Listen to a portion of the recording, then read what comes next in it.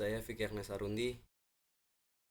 Di sini saya ingin mempresentasikan tentang tugas UTS Deep Learning. Langsung saja ke pembahasannya.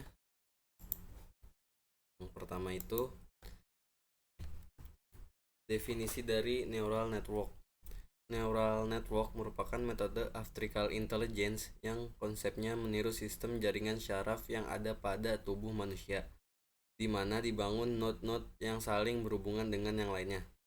Hasil dari sistem kerja neuron tersebut terbagi menjadi 3, yaitu neuron sensorik, yang merupakan neuron yang merespon rangsangan seperti sentuhan, suara, atau cahaya yang memengaruhi sel-sel organ sensorik dan mengirimkannya kembali ke sumsum tulang belakang atau otak. Lalu yang kedua, neuron motorik, yaitu sel yang menerima sinyal dari otak dan sumsum tulang belakang untuk mengontrol segala sesuatu mulai dari kontraksi otot hingga keluaran kelenjar. Dan yang ketiga adalah interneuron, yang menghubungkan neuron ke neuron lain dalam wilayah yang sama di otak atau sumsum tulang belakang.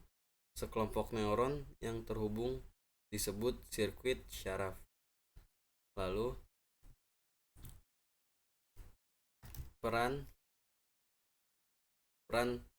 aktif.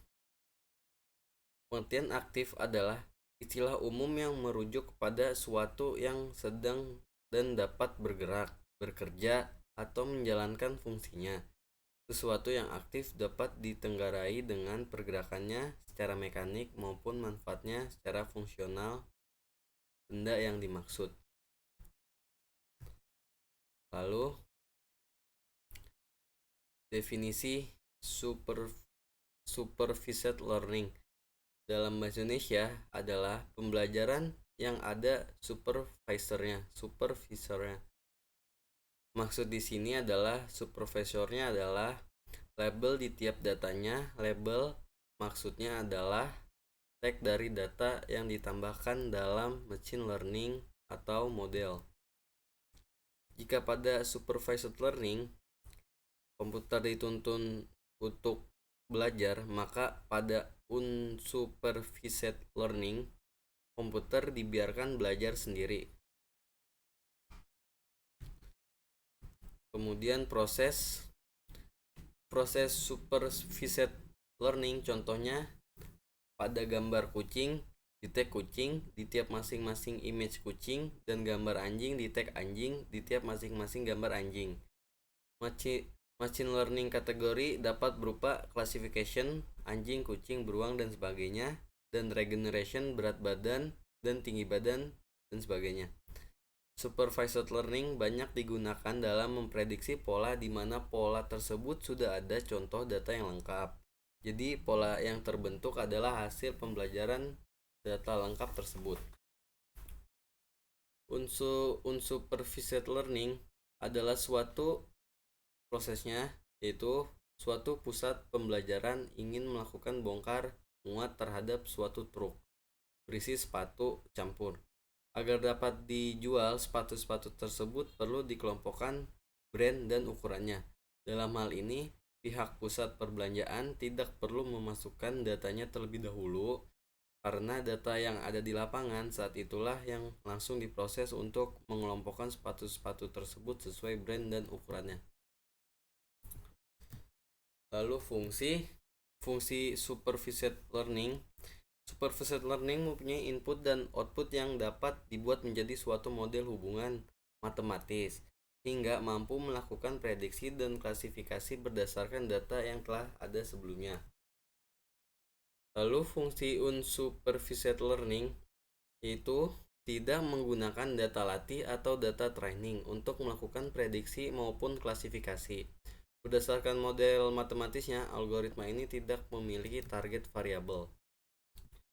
Kemudian contoh kasus machine learning supervised adalah memerlukan sekumpulan data, input variabel memiliki output variabel. Sedangkan unsupervised learning cocok digunakan jika dataset yang dimiliki pasangan input dan output hanya ada input variabel tanpa output variabel. Dengan demikian komputer harus belajar sendiri memahami pola dataset yang diberikan.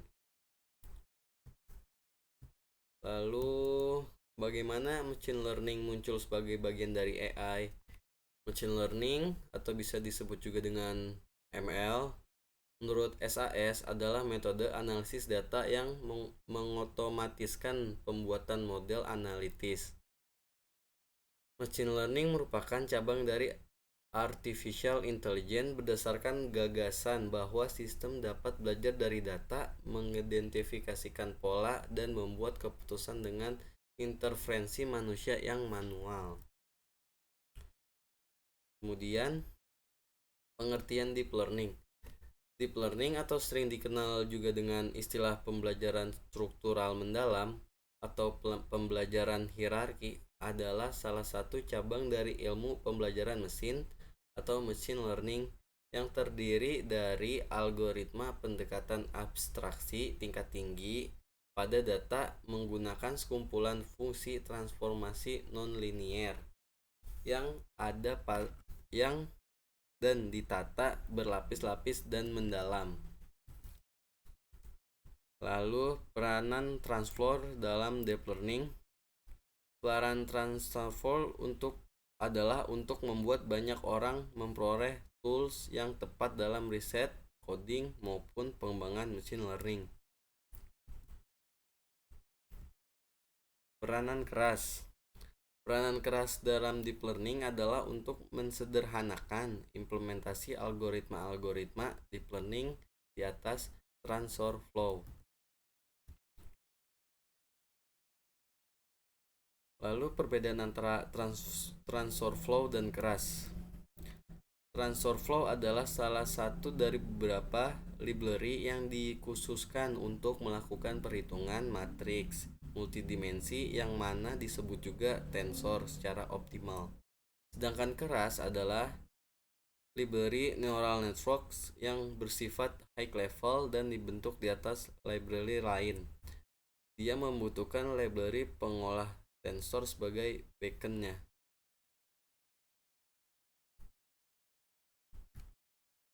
Neural network berdasarkan supervised learning (AAN) atau jaringan syaraf tiruan merupakan sebuah teknik atau pendekatan pengolahan informasi yang terinspirasi oleh cara kerja sistem syaraf biologis, khususnya pada sel otak manusia dalam memproses informasi.